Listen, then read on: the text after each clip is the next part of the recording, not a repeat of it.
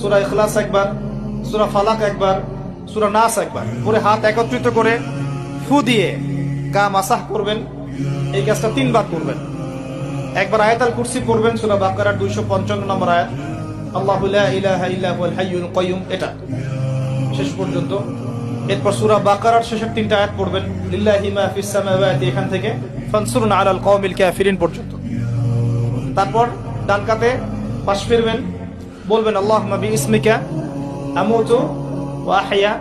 হাত নিবেন, হাতে গুনতে থাকবেন সুবহানাল্লাহ সুবহানাল্লাহ সুবহানাল্লাহ 33 বার, আলহামদুলিল্লাহ আলহামদুলিল্লাহ আলহামদুলিল্লাহ 33 বার, আল্লাহু আকবার আল্লাহু আকবার আল্লাহু আকবার 34 বার।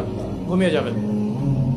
এখন যদি আপনি 6 ঘন্টা ঘুমান, আপনি নবী সাল্লাল্লাহু আলাইহি ওয়াসাল্লামের সুন্নাত অনুযায়ী ঘুমিয়েছেন, প্রত্যেক ঘন্টা ঘুমানোর জন্য আল্লাহ আপনাকে নেকি দিবে ইনশাআল্লাহ। এমনি ঘুমালে নেকি হতো না, রেস্ট নেওয়া হতো।